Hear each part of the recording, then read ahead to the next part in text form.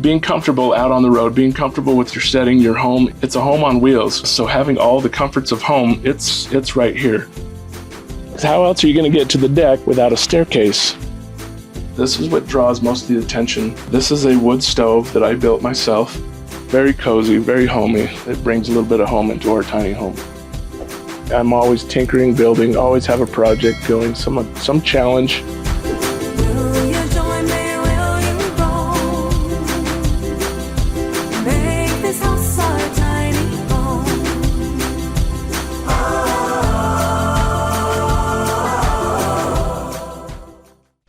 Hi, I'm Brian. This is my girlfriend Jessica, and this is our 2009 Bluebird All-American Schoolie bus we call Mother Love Bus.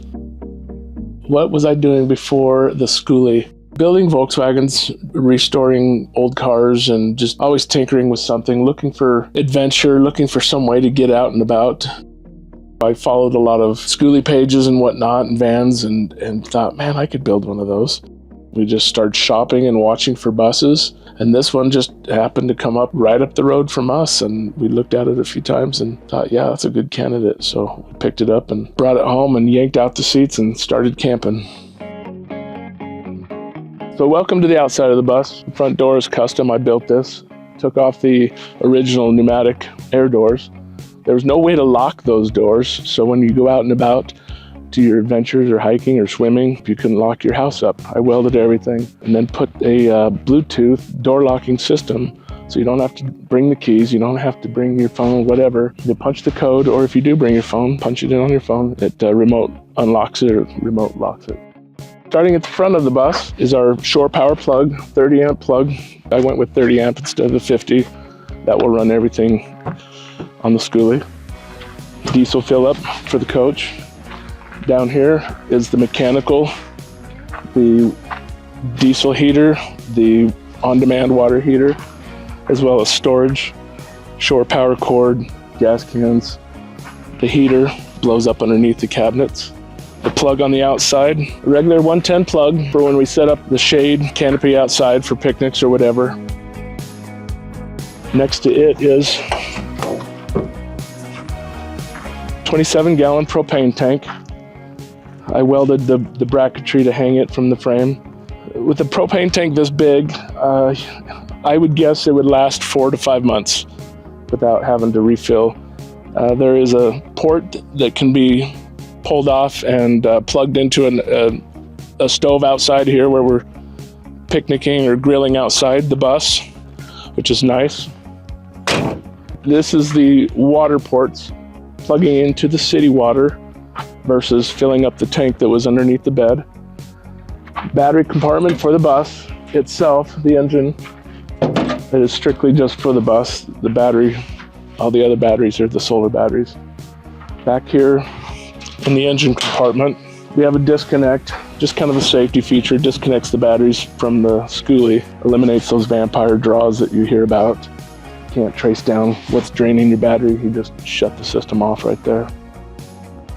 To the rear of the Schoolie is the Caterpillar C7S. I've had a lot of work done on this motor, a couple new turbos. This is the diesel heater that services the bedroom. Incredible. Pipes in incredibly hot air. The engine itself has a couple modifications and upgrades. I had the top end of the motor redone last summer to just be sure that when we're out on the road, we don't have breakdowns. We're not stuck and stranded.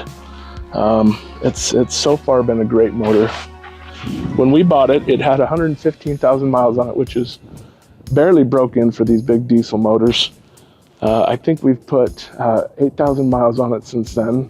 So the back of the bus, the compressor for the inside, the indoor unit, the mini split. On top of that, you'll notice the little backup camera, which is such a nice help. The backup camera is definitely essential for getting parked nice and safely.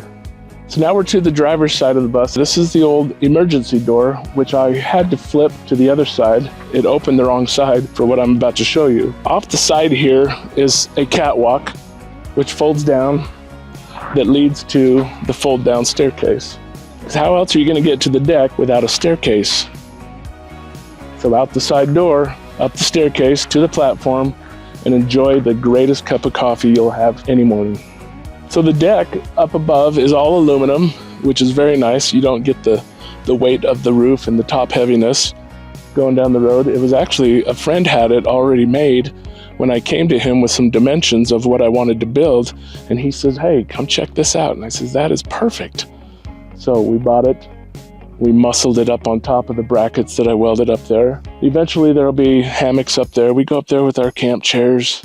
It's a great place to just, with a view, you just can't beat it. It's so nice. So now we're to the front of the bus. I like to carry the motorcycle for so many reasons. I mean, out here, hit the trails. Normally we're pulling my Volkswagen Baja behind us. We're going to chase some kind of adventure somewhere. But the bike is an easy, just throw it on the front, go down the road, pull it off and explore some random trail somewhere. So first, to start off with, coming into the bus, I removed the heating system from the engine that defrosts and heats the front of the bus with a Vevor diesel heater. I just wanted to eliminate the risk of broken hoses and messes inside the bus where the old heaters were underneath the school seats. And it works really great. I've ducted it out of the front of the dash here, so it heats up the front of the cab really nice. So come on in. Welcome to the living room, where we've got a raised roof, 16 inches. Right when we bought the bus, that was the first thing to address. We wanted cabinet space. With the roof raise came all the new windows, nice, open. We wanted to see the scenery wherever we're camping and traveling. The floor itself is insulated with 1.5-inch foam board. The couch is one of my favorites. With the fireplace going and watching shows at the end of the day, very cozy, very homey. It brings a little bit of home into our tiny home. So, welcome to the kitchen area. This is the reason for the roof raise, is the cabinetry and the storage. I'm a contractor by trade, so a lot of this is leftover material. So leftover countertops, leftover subway tile, and just putting it all together. Of course, bouncing down the road in a schoolie bus, things don't like to stay put. They like to shift and shuffle and fall and tip over. So I found some great dish racks that I bolted to the shelf, and the shelf itself is bolted with brackets behind the tile as well as hanging from the ceiling. So we've bounced down some pretty bouncy, pretty good roads. You'll hear dishes clanking, but these things they're not coming off the shelf. This is what draws most of the attention. This is a wood stove that I built myself. There's a squirrel cage fan down below in the storage compartment that will blow up into different chambers of the stove, and it will go back down into metal ductwork that is built inside the flooring and comes up through the registers. On a nice rainy day or even out in a snowstorm, come in and sit by the fire, heat up your coffee, keep your dinner nice and warm on top. So full-size fridge, full-size stove. I like to cook, I love to cook. Being comfortable out on the road, being comfortable with your setting, your home, it's a home on wheels. So having all the comforts of home, it's right here. Welcome to the bathroom. With all this surplus extra tile and material, I was able to tile this shower with all free tile. I'm a tilesmith by trade, so of course I did that. Composting toilet, we decided to go with compost so we didn't have to have the black tank carrying around that water and that sewage and stopping and draining and emptying it somewhere. Wanted to keep going down the road. So directly across from the bathroom is our mechanical, where I keep the breaker panel and the solar equipment. This is a Go Power 3000 watt inverter. There are 3 solar panels up top, 200 amps apiece. With 300 amp hours, we've not run out of power, I don't think, ever with this system. Welcome to the bedroom. This is the second favorite place on the bus. Very homely, very comfortable, beautiful skylight to look at the stars at nighttime. I built the bed at this height so that when you wake up and roll over, you can look right out the windows at the water, the river, the lake, wherever you're parked next to.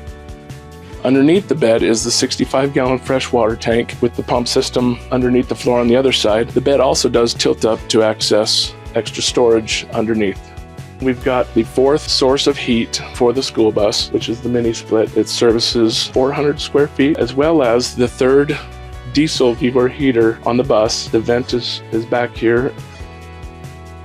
So I built 2 custom cabinets for the space given. For a long time, we were living out of plastic totes. Eventually, we had to build something long-term, so it looked like we were for real about this.